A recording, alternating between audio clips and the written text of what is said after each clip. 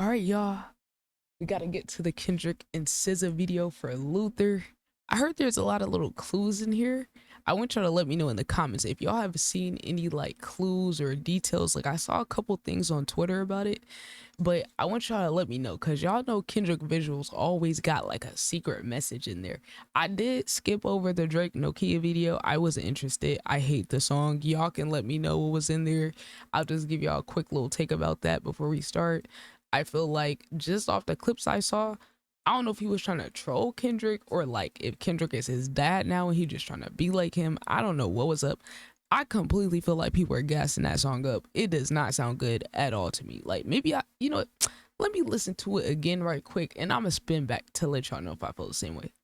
All right, y'all. I just re-listened to it. Still hate it. I don't know. I could definitely see there being a crowd of people that like it, but in terms of the video, it's like the dancer he had, it was like giving you wanted it to be like not like us. Like I don't understand why he still wants to keep connecting himself to this considering he got owned.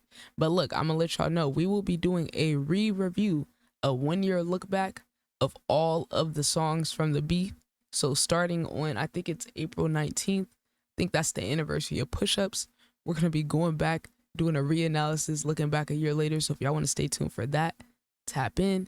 Also, I'm gonna be doing some re-reviews of the Kendrick Lamar albums that I listened to growing up.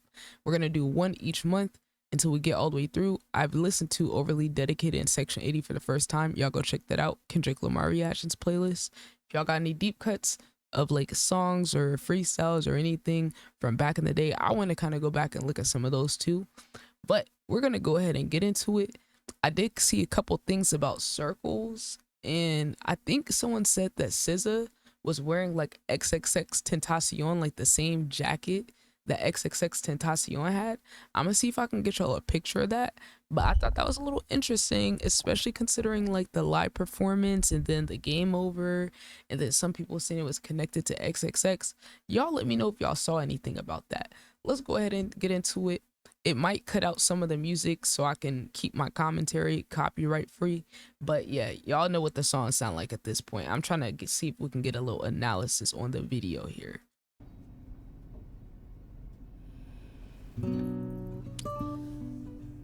That's not Whitney. That's not Whitney. I'm just playing. I'm just playing. But how do y'all feel? Like, I'm just curious, just a thought. Like, for those of y'all, I don't know if any of you guys date artists or creatives, like, how would y'all feel if like y'all were dating someone or married and then like part of their art was like getting someone that's not you for the video?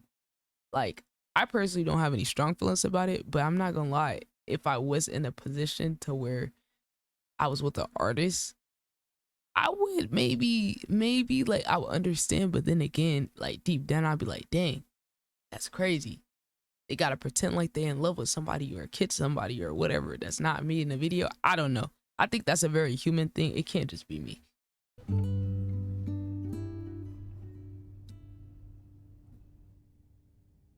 Dang. Kenny look like he about to cry.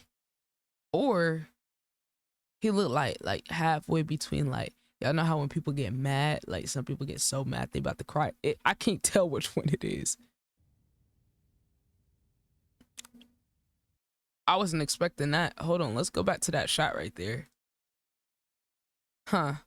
Wow, first of all, this room looks insane. I saw someone say this is like a really nice hotel somewhere in Cali, but like that scene right there, I wasn't expecting that. Kenny put the blick out. Okay. All right, let's see what's the next scene. First of all, I just feel like creatively and artistically, like Kendrick's videos do need to be analyzed more like this, because I feel like not after, since To Pimp a Butterfly era, like his visuals just get better and better and like more and more intricate with like a lot of visual and like creative messages there. Huh, interesting. The car in the back, I'm guessing that's the G and Nexus covered up in red. Interesting. But two. That's interesting. Wasn't she wearing red at the Super Bowl as well? Wait, okay, that's the jacket. That's the jacket. Now, to give credit, I saw this posted on Thought Crimes channel. Y'all go check them out. They have like really good analysis. I think they're also the ones that have mentioned something about peekaboo being like a reference to like XXXTentacion. There's a lot of connections there. I actually did a video where there was a lawyer, like I think the lawyer that was like representing X in terms of the trial of the people that, you know, deleted him. We're talking about the court case. Like, y'all should go check that out. I have it like linked somewhere up here, but if you guys go check out like Kendrick Lamar reactions or like hip hop reactions, I have it on there. But it was very interesting because they talked about how Drake was called to court as a witness, because those of y'all that know the lore behind the theory about Drake contributing to X getting taken out, I have always believed that since day one, because I vividly remember when X posted on Instagram that said, if someone deletes me, it was at Champagne Poppy. And then I think within months or that year, he got deleted. And then if you go to the Drake lyrics, like Louis bags in exchange for body bags, triple X, that's the only time we shoot below the necks, blick them in daylight, you know, it's a lot of them. And then even that Travis Scott Sicko Mode video, if y'all remember it, there was a small little frame in there where it was a dude that had hair on the top of his head, gray, that literally had like the same build as X. And for like half a second, there's a frame of that person getting crushed with a boulder. It's just like, there's too much there. And then if we're talking just like logically, why would he do it? The best explanation I can think of is just in terms of getting rid of competition. And there was like a beef there. You know, X was talking crazy. He was one of the few artists that was bold enough to tell him, no, you're not about to steal my stuff. Called him out for being a copycat, stealing from other artists. And if you remember, like at that time, like Drake was like peak at that time. Most artists didn't dare to even say anything about it, even if he did take their stuff. So it's like in terms of numbers, X was breaking records left and right. He was inventing new records. I remember that X album had like some record for like fastest album to like 1 billion streams or something. I mean, cult fan base. He had everything. He had different styles. I mean, that was Drake's biggest competition. So if I'm just thinking in terms of like dominating and being the guy, to me, that's enough of a motive. And then you add the fact that he was dissing him, you know, dissing his mom, stuff like that. Come on, man. I don't know. It just make too much sense. And then for him to be doing victory laps and emoting on X grave, it's just kind of a little sus. And then, if I'm not mistaken, during the beef, there is some type of connection between Drake, like one of his businesses, and then some of the guys that were like convicted of deleting X. I don't know. I would have to go back into that, but y'all let me know what y'all think about that. Of this building is like so interesting. Like it, you could tell like it's an older building, but it's like I haven't seen a building that has like, wow, like the walls like curved like this. Like it's a lot of roundness here. You know, I know I saw the thing about the shapes, but I didn't know what they were talking about. There is a lot of round circular things. The elevator's circular, the lights are circular, the hallway's circular, that scene right there that they had. This, you know, I am noticing that. Like, okay, I thought they were just gonna talk about like maybe he had some shapes in there like for graphics, but nah, like it's the actual structure. You know, the windows curved. I don't know. I'm gonna go down the thread after we do this and see if there's anything in that thread that kind of like makes sense, so we can kind of explore that a little bit. Popping on the low, better days coming for sure. Then the bangles too, the bracelets, included the sample too. I love when artists do that. Sampling is such a big part of hip hop culture, and there's a certain way to do it. Like we're in this era right now where people are using a sample method to like cheat to get their songs relevant, and then they're getting carried by the sample. There's a way to use samples that to where you're like creating something new and you're evolving it, you're reinventing it. And this song is definitely an example of doing that. Y'all let me know, like, what are some other songs that y'all feel like is a good representation of like flipping a sample into like something new rather than it just like carrying the whole song? Because I do feel like a lot of these artists and producers are getting lazy and it's almost like a part of their marketing plan to include samples into what they do. Like okay, we're gonna invest 50K into this sample, and then that song's gonna be the one to take off, you know. But it's no creativity or innovation there. You know, sampling is not inherently bad. It's just the way it's currently being done, not it. Okay, so for now, that's the end of the music part. So let's see if there's any like clues out there. See, hold on, that was interesting. Why'd that pop up? That whoa, huh? That was interesting. That's like, bro, it's like people will say you're reaching, but it's like Kendrick is the type of artist where every single thing he does is intentional. So like it's not reaching to like, and he has messages like in his art and the visuals. So I ain't really trying to hear that. If someone's like, oh, you're reaching, it's like, nah, like it's too many like occurrences of like the circles and stuff in here. Try to tell. Interesting. Okay, let's go to that tweet to see if there's anything interesting in that thread. Okay, here's the thread I saw about the circles and stuff. Okay, this is interesting. So I saw this on Twitter. Credit to Dissect Podcast for this. So he said a circle is a traditional symbol used across time and cultures to symbolize completeness, harmony, balance, and eternity and timelessness. Okay.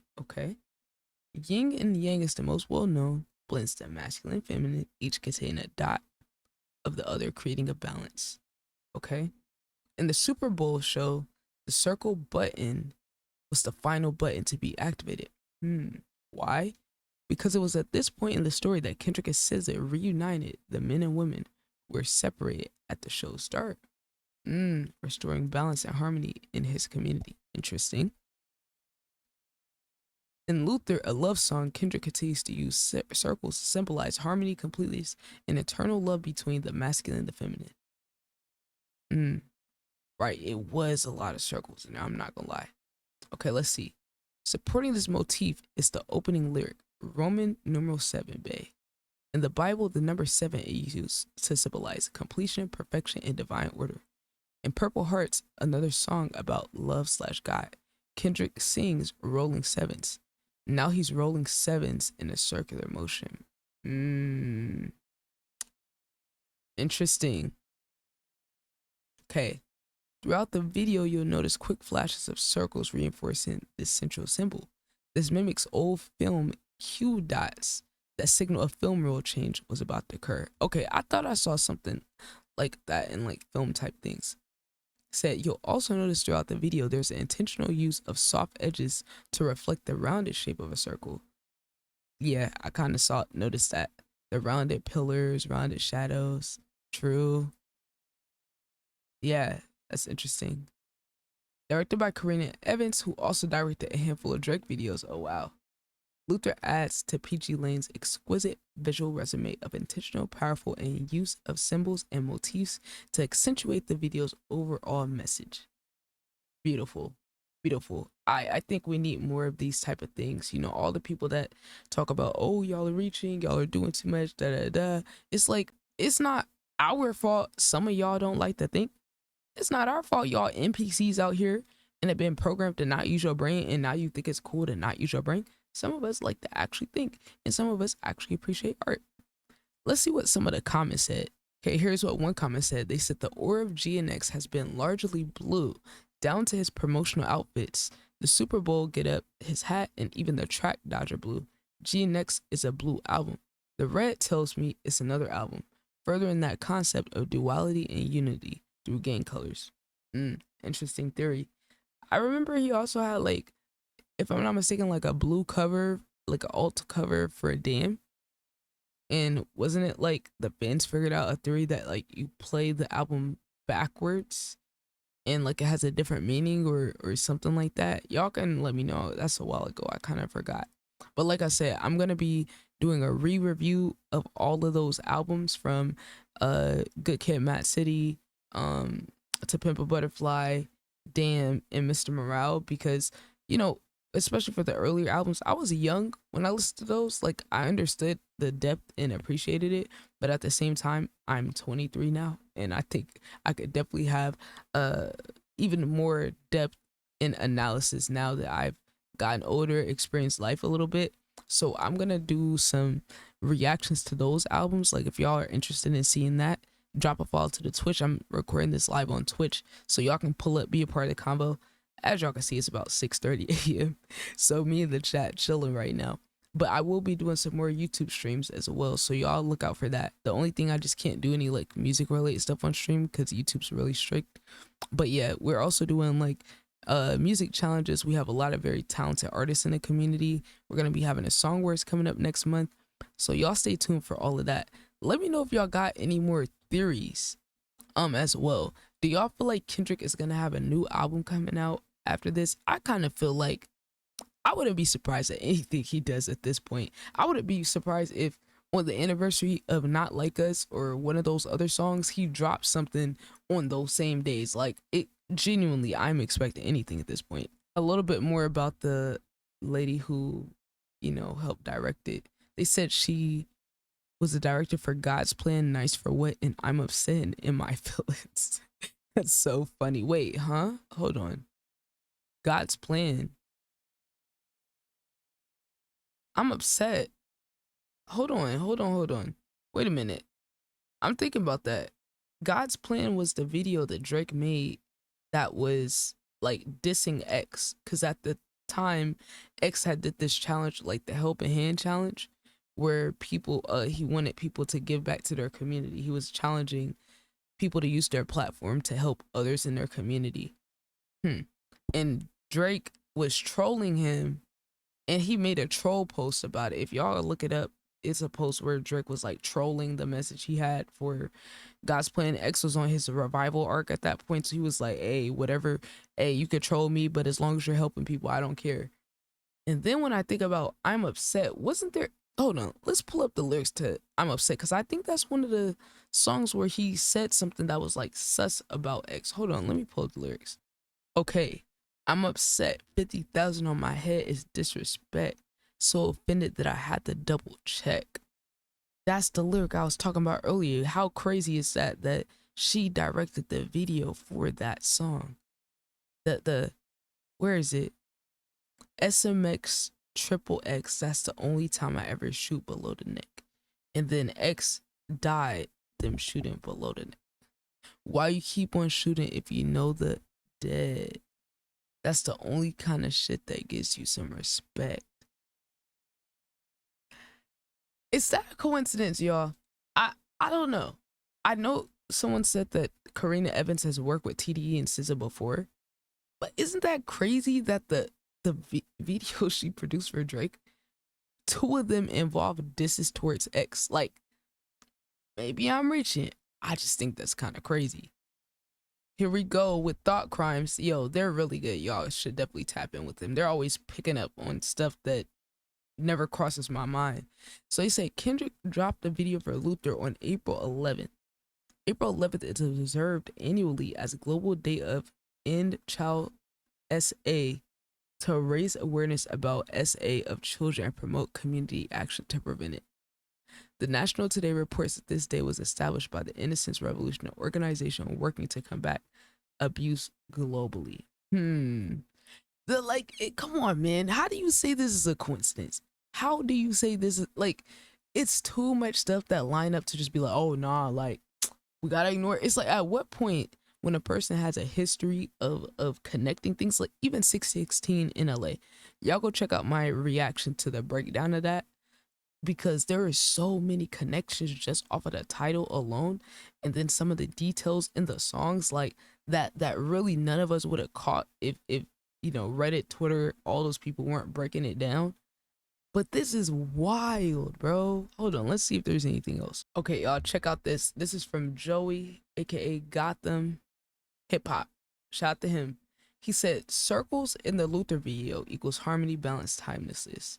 Squares and Not Like Us squabble up video equals the violence and work it takes to achieve stability in the physical world.